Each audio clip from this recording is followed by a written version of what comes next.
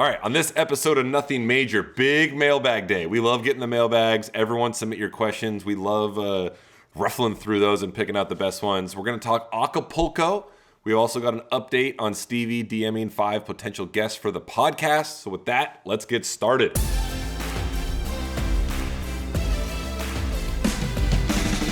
All right, everyone, welcome back to Nothing Major. I'm Sam. I've got John, Jack, Stevie, Charlie, the team at SIFT. Everyone is here as usual. Thanks to everyone that watched on Monday. That was our first Monday show. So let us know what you guys think. Again, it was more of a recap of the tournaments, a little more serious tennis talk, a little news of what's going on. So hopefully it was fun. We had fun talking about it. Fun week for everyone here. I was just talking to John. He was on a flight the other day, and you actually texted me after asking if people should be allowed to wear shorts on airplanes. As someone yourself who is guilty of that, do you? Yes. I couldn't tell. Do you actually think people should be able to wear shorts? Not be able to wear shorts? Do you think only you should be able to wear shorts? I think there needs to be a standard, and you have to be very honest with yourself. If you have nice legs, you can wear shorts. So you're saying you have nice legs?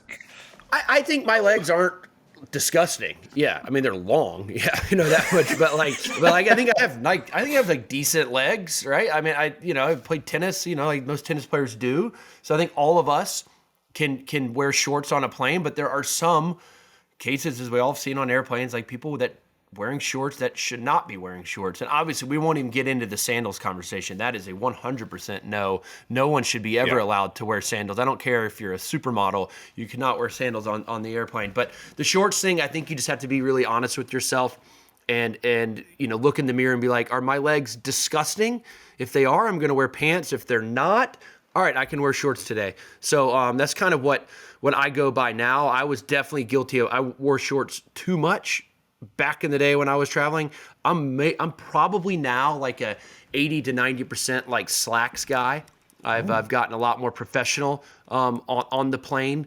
But if I'm traveling with the family and it's hot, like it's hot outside and you're lugging bags around, I'll go with the shorts because I think my legs aren't disgusting. Yeah, I think they're at least okay to look at. So anyways, that's what I think. I want to know what you guys think. I'm going to say that Jack has never worn shorts on a plane. I feel like I've traveled with you a decent amount. I don't think I've ever seen you in shorts. Yeah, I can't even tell you the last time. Yeah, I'm a big, usually some sweatpants or whatever. I like even having the zippers on some of them that we get so that nothing falls out of your pockets. You don't leave anything. I like to have my stuff secure. I would love to know what John's definition of disgusting legs are, because I think you might get some hate in the comments for that one. But you see, I'll answer it. It's like the 50-year-old dad, like overweight dad, like with pale, hairy legs. Like no one wants to see that. Like I'm sorry, no one wants to see that. Yeah. And you don't want the leg. You don't want your leg touching that leg. Oh yeah, that's tough. Disgusting. Yeah, no. That's why you wear pants. It's why John's only got 5 years till he hits that. So it's okay. Yeah, shut up, Stevie. Larry David brought this up on an episode of Curb. I actually saw that episode somewhat recently, and he's absolutely right. And shorts, I think he's just no shorts, period. But if you got nice legs, I think we can pull off shorts. But again, you got to be honest with yourself. If your legs are disgusting, put on pants and definitely wear shoes. Would you all agree with my theory before we move on? Just real quick, yes or no? I agree with one of them. Definitely no sandals. You should have the self-awareness to know if you should cover up your own legs when traveling on an airplane. Thank you. And what do you disagree about my opinion, Stevie? I just personally always wore pants. But if you want to wear shorts, to each their own. Maybe people just get really hot and you don't want to be sitting next to somebody who's has pants on and they have a sweating problem because they're just they need some ventilation. You're totally fine sitting beside someone with disgusting legs wearing shorts.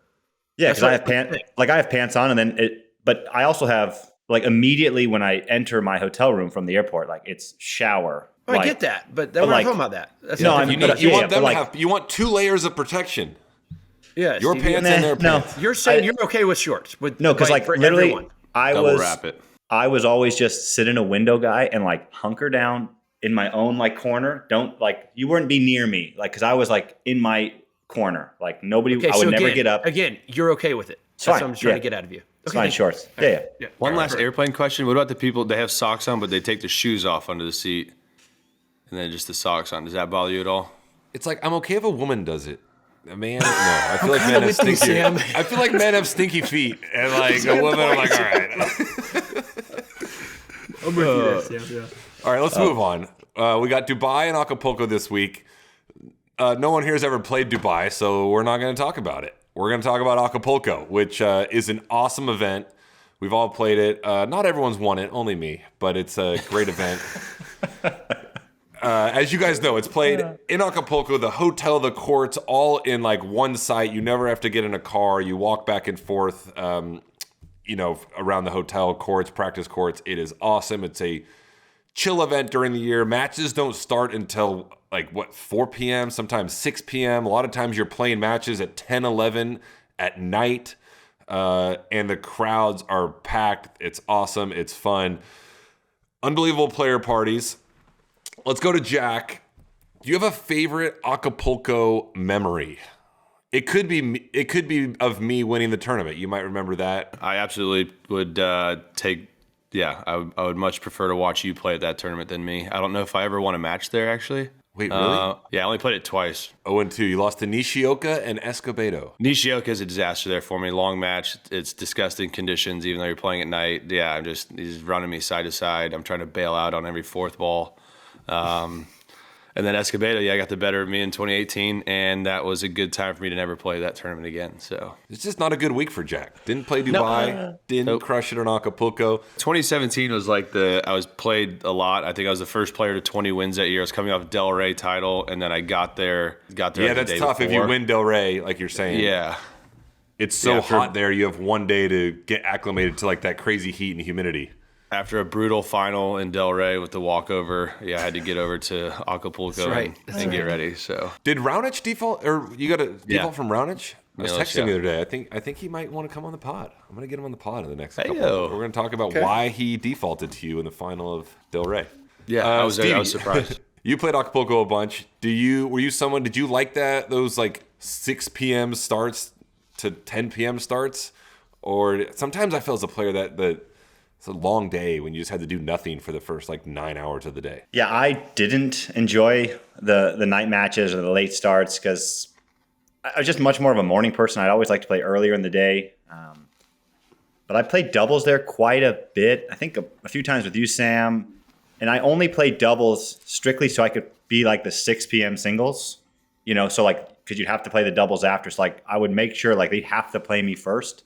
That way I didn't have to wait around till 9:30, 10 p.m. to start my singles. I always felt just better or more fresh, earlier on the schedule. But for me, I would kind of just cruise. I usually hit at noon and then go back to the hotel for 4 hours and have lunch, lay in the hotel room, read a book, whatever. But I usually wouldn't go to the pool and stuff on match days just because it's so hot. And I didn't want to drain any of my energy.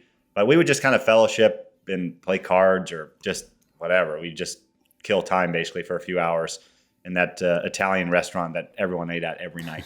John, you're someone that doesn't like to go out. You like to get to bed early. Acapulco is the opposite of that. They also have crazy player parties there. They have a player party maybe before the tournament starts and after.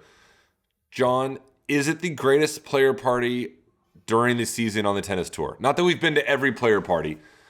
But my vote is yes. I think it is the greatest player party all year long, by a long shot. Yeah, I'm with you. I think it is, for sure. It's the all-white party. That's the one that precedes the tournament. The closing party is just a free-for-all after that. I mean, the year you won it, Sam, I saw you there because I made a big doubles final. So the closing party was fun, but the white party, especially fun. The food spread they have is great. The fireworks go till 3 a.m. It's absolutely out of control. So, I would never make it there super late, but did enjoy that party mainly because of the food. You had a lot of good food to choose from. The parties there, that one that preceded the tournament, and then the one at the end of the week. And it seemed like they had other parties midweek. As you guys know, you would hear these parties in your hotel room till 2, 3 a.m. I'm going to go back to Stevie because Jack didn't play a ton of matches in Acapulco. What was the latest you ever went to bed in Acapulco, Stevie? Do you ever have a match that ended at 1 a.m., then you got to stretch, do physio, and you're in bed at 3 or 4? Yeah, I mean, it's definitely, probably 3 a.m, something like that. Because it is tough to kind of wind down. When you do have a match that finishes at midnight 1, you got to eat, you got to stretch, do your rehab, because you got to play in basically 16 hours. So there's a lot of things that go into it. And it's just like late nights. It's tough. But yeah, like you said on those parties, like I feel like they would wait until the last ball was hit on center court every night. And then another, like they would turn the music on so loud in like the fan area. It was nonstop every night. Like I would actually like request rooms that like weren't on the side of the tournament. Because like if I wasn't playing or if I was done, like I'm in bed. Like I can't commit to that party at like, 2 a.m. every night. Do we think tournaments should have a cutoff? Like, hey, if it's like 1 a.m. regardless of score, match stops and you finish it the next day, or should it just play out like we do now? I think we should do it as we do now, but like you got to get to the point where you're not starting a match at like 1 a.m. Like you shouldn't start one. But at that point, we all know as players, like it's hard because if you've been there all day, like you're getting canceled at midnight. Like why not just start in an hour, right? Like your day's already ruined. Like you've already been there all day. It's not like you're getting everything you need to be done. So they shouldn't start matches so late, but I think they need to be a bit more proactive with like, okay, like we had 2-3 hour matches. Like the fourth match, we got to let go. Like come back tomorrow, first on or whatever. I feel like then it gets tricky though, to tournament like that. Like if you're last on the schedule, then you kind of, if they like end up canceling matches and you have to come back, you have to play 2 matches in one day in Acapulco in those conditions while everyone else is playing one. That just, Good night. You have no chance. So It's I think just a hard tournament. It's tournament dependent, but also it's hard to start that tournament earlier in the day because you also just So be hot. cooked out there. So yeah, You can't play a match at 4. I mean, 4 is probably the hottest time of the day there, and no fans would show up, and it's just it's just too hot to play. So you have to start at 6. And then you have 3 matches on center court for sure, starting at 6. You have 2-3 setters. It's very easy, very easily can go on, take your match at 11:30 p.m. I mean, as Sasha did the one year where he kind of lost his mind, and he finished at 3-something in the morning in his first round match, and then had to play doubles the next night. And it's just, a lot of players can be on edge there because you're going to bed as the sun's coming up in some cases. Cue Ball, I know you're leading the show here, but we want to hear about your triumphant, what year was that? 2017. 2017 run to the title, and your thoughts about Acapulco, I think in general, and also, did you like the chocolate milk they had in the locker room as much as I did? First of all, yeah, I love the chocolate milk. I wasn't like a big protein shake guy, but chocolate milk is awesome. 2017, yeah, probably like the best week of my life for playing. I beat Kyle Edmund first round, then beat Gofan, who was maybe top 10, and then Team, and then Kyrgios, and then Rafa. There it is, right there. And played well. I remember going into the final against Rafa, super nervous because you're playing like Rafa in Mexico. He had the entire crowd for him. But I was just like in the zone the entire week. I was told, like my wife, when the temperature was like perfect and my string tension was perfect, I felt like I was like a top 3 player in the world. That only happened like a couple times in my life. But like that was one of those weeks. Like everything felt perfect the entire week. I couldn't have been more comfortable. Like the final versus Rafa, like the first few service games I held easy, was hitting the ball clean, and then I had the belief that I could beat him like pretty early on in the match. And he was just got a little out of sorts and like couldn't get comfortable. But that was an absolute dream week for me. And to beat Rafa in the final was pretty cool. And then John and I John made the doubles final that year, so we did get to hang out at the player party on that Saturday night. I don't even remember, John. We were probably there till, I don't know, 2, 3 a.m. And I think we probably had like a 6 a.m. flight to the airport. Ugh. And we were on like Aero Mexico, going to like Mexico City and connecting. And then looking over and you saw like Rafa, Mark Lopez, and maybe Feliciano Lopez, your doubles partner that week. He was my partner. Yeah, hopping on Rafa's like private jet, like going right into Indian Wells. like not just Indian Wells, going right into Larry Ellison's private retreat to go play on the golf course. We were you guys were hoofing it through Mexico City. Aero Mexico through Mexico City was like a 9-hour trip home. When I wish Rafa maybe would have given us a ride. Well, you should have lost to him. And I feel like John had a better chance since he played doubles with Feli, but yeah, I was like, Feli, so how are you traveling home? And he was like, he wouldn't give me an answer. It's like, I don't know. I think I'm gonna go check on the flights. I'm like, yeah. Those guys, Felly loved the player party too. Like all the Europeans, nothing gets a European tennis player excited more than like a player party. They're there for it. All right, let's go to Mailbag. We got a bunch of questions, so we're gonna go through. We're gonna pick some of the good ones. This is from @DJ11798. How do players and their team pick the tournaments they're gonna play? So let me go to Stevie. How do you, or not you, just in general, how do most players pick the tournaments they're going to play? Yeah, if you are, let's call it if you're ranked in the top 50 and you pretty much know your schedule, you're going to be in the main draw of every event. For me personally, it was pretty simple. If it was in the States or in the, North America, I was playing it. Like I was never considering Rotterdam, Dubai, Marseille at the end of the year when there's other tournaments. Like that just was never, ever in the cards. So it was played in America. I was playing because that's where I was most comfortable. Obviously, if you get, 75 in the world, 100 in the world, like sometimes you have to be a bit more lenient with your schedule to play the ATP tournaments that you are going to get in, because that just gives you a better chance to get more points and money for a lot of reasons. But for me, if it was in the States, like it was a done deal. Like I was never playing Rio when Memphis was being played. Like that was a mistake I was never going to make. Let's go to Emily Filler. She wants to know how the players have such good tennis memories. We always talk about, you can, as we know, not us, but every player, it's like you can remember a score line from 8 years ago and what happened the first set. John, why do you think tennis players, I don't know if it's tennis players, it might be just athletes, why do we have such good memories, or why can we remember specific points from a decade ago? I actually don't think I have a good tennis memory.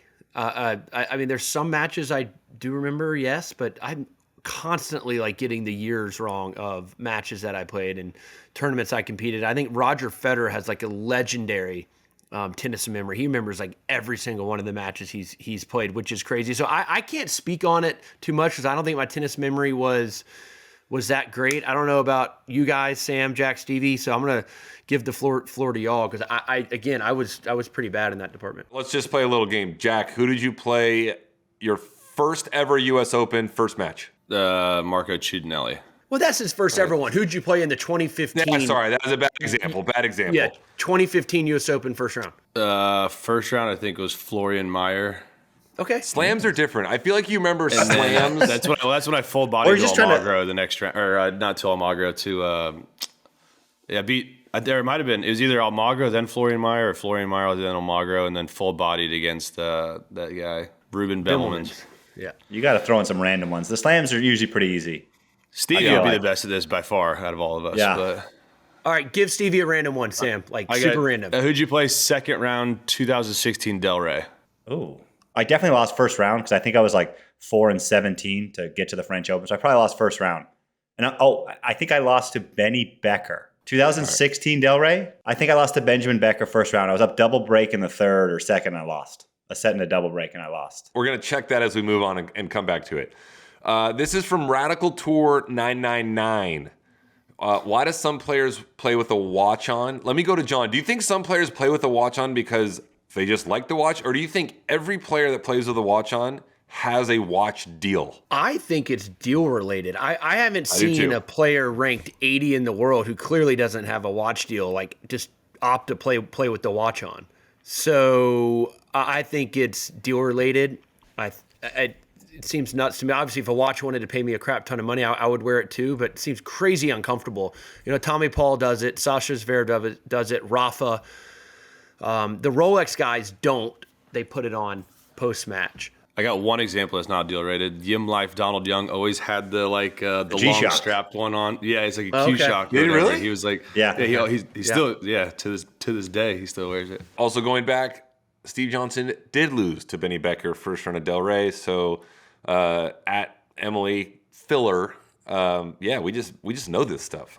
There's no rhyme or reason. You usually only remember the bad ones. You don't remember the wins as much as the losses. I feel like. Yeah, true. That is weird how that works. You could tell me any tournament.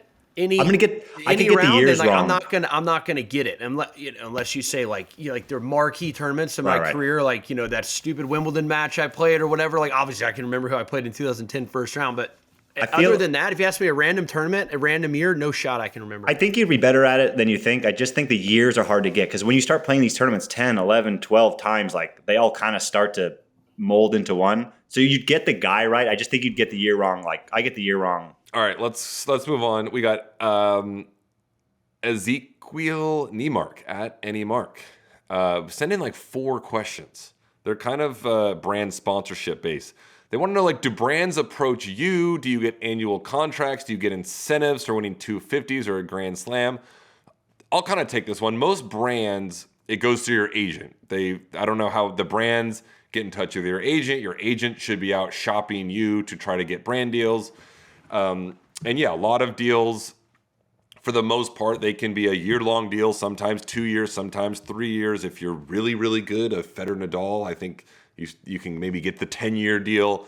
But that's how those work. You usually get an annual kind of salary, and then you know, there are bonuses for winning a 250, a 500, a Master Series, and a Grand Slam. The bonuses are obviously bigger for the bigger event that you play in, but that's kind of how those work. And then you can sometimes get one-off deals. You might be on the center court of Wimbledon or the center court of the U.S. Open, and a brand might come, you know, you see a lot of players, the Mary Coore patch that you put on for one match. They might give you $5,000 to play one match on center court. But that's how I kind of saw those work in. Do you guys have any other thoughts on that, or do you kind of like hit the nail on the head? It's not all like, you know, there's going to be some lower ranked guys with like much better contracts than the higher ranked guys.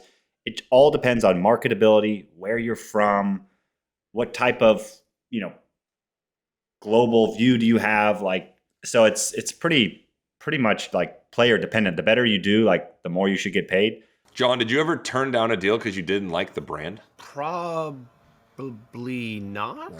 I feel like honestly, I don't think I ever had a sponsor that I hated the brand, you know. So Yeah. outside of players being ranked in the top 5, if you're top 5, yes, you can maybe be a little more picky about who you're working with. Everyone else, you're taking the deal if it comes to you. You can't you know, you just can't be that. Ultimately, picky. I would say players who like try to switch rackets for money, that generally doesn't work out. There's a few that do, but like John played with the same racket his entire career. I'm sure you could have gotten more from a Wilson or a Babolat or whatever, but like you loved your racket, and that's like how we make our money.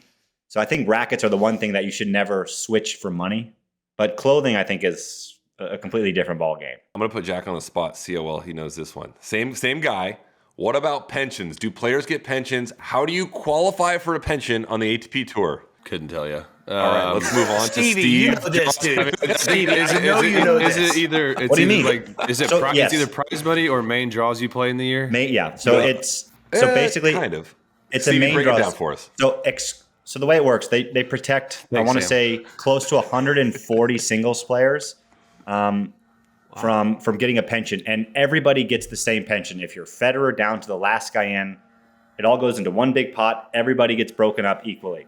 But how you qualify for the pension is it's main draws played, and then if you hit that certain threshold, let's say guys play 7 ATP main draws, and this is excluding slams. If you play 7 ATP main draws, you need to have a certain number of ATP points at that level to qualify. So if you have 7 main draws and 250 ATP points, like that might be the threshold to qualify. But if you have 8 ATP main draw tournaments played and 0 points, like you still qualify because you played more tournaments. So as long as you play more tournaments than like what the lowest threshold is, you are good to go. And you What's get that the threshold, pension. though? Is it different every year? It's a sliding scale every year. So it depends on guys played tournaments. So like some of the years it was like 6 ATP main draws, but you needed 180 points. The next year it would be 8 ATP main draws, but 200 points. So, and you need to have 5 years of like making your pension to get the full amount when you are either 45 or 55. Yeah. So it's a bit of a sliding scale, but when you see guys do well at challengers and they only play 3 ATP tournaments a year, like they are not qualifying for pension. You need to play ATP tournaments on the biggest stage to get the pension. Do you know how much is the pension right now? What are these group of guys that hit pension every year on the ATP? Approximately how much money are they getting into their pension? It's about, this year I thought I read it was like close to 100,000. I think it's about $100,000 now. I mean, at the beginning of my career, it was 20. Yeah. You don't get it until you're about 50, though. It changes, though, because when Cincinnati sold, that was a big... So, but that also goes in the pension, like tournament sales, licensing fees, all that stuff, the media rights, like a lot of that goes in the pension. So it's a fluctuating scale each and every year. All right, interesting stuff. All right, that's how pension works. That was going to be my next answer, all that. Jack could have broken that down, I think, just as eloquently as I did. Pension. He's got pension. He just doesn't know how he's going to qualify. I think the fortunate thing for all of us is that we never didn't really have to worry about qualifying for pension. Like, there were some people that towards the end of the year, they're playing strictly to qualify for pension, and rightfully so. You want to get $75,000 in another year into your account. That's pretty big time. Like, if you're a guy ranked 130. Like, you should play ATP qualifying draws because that will qualify you for pension. Like, instead of always just playing challengers, or, you should play the bigger events because there's just more benefits to it. All right, this next question came from our website. I didn't even know you can send questions through our website, but that is awesome. You can do that. Patrick from New Orleans. Last week we talked about, remember we talked about Federer doing the frequent flyers on Emirates? We still don't know if he does. If Federer could reach out to us and let us know how many miles on Emirates, that'd be unreal. I just want to know if he's got a frequent flyer account on Emirates. Let's talk about the airlines we flew and what I want to know. Let me go to Jack. What airline did you usually fly? Were you obsessed with your airline miles? And what is the nicest international business or first class you've ever been on? You better say the one, Jack. Yeah, so for majority of my career, or basically my whole career until the very end, I was Delta. Out of Kansas City. There's not really a hub here, kind of Southwest, but you're not going to take that. So I was Delta. I would say I was solid at it in my career. I wish I'd started probably a couple years earlier, like really caring about it. I think it took me, honestly, probably like even getting to know you guys better and like how organized most tennis players are, especially you guys, and like on top of it you are with all that stuff. I clearly was a little more lax about it for a while, but like never did Hotel One, which I fully regret. And then Delta, but I did get highest status on Delta or whatever, and it does pay off very nicely. The international upgrades are huge for all of us, especially as taller, bigger guys. It was always nice to. I always didn't really care about the price of it. Like, I always want to be more comfortable going to either big tournaments or if I'm flying a long travel or whatever. I wanted to feel better when I got there. So that was the main reason for status as well, and keeping up with it, just to be comfortable traveling places, making the travel easier with checking in and boarding and just all of it, bags. I mean, the whole thing. So, I think you guys probably were. Give me nicest business or first class you've ever been on. I'm trying to think what is. Come on. Air Uzbek to Tashkent, Jack, or what? Was it down to Aussie for Davis Cup or something? Or no. Is it, I'm gonna botch this. For is sure. there? Give it. What's he not getting? Yeah, just tell us. It was Shanghai to Stockholm. I was just gonna say, is it Shanghai after on Qatar? Yeah.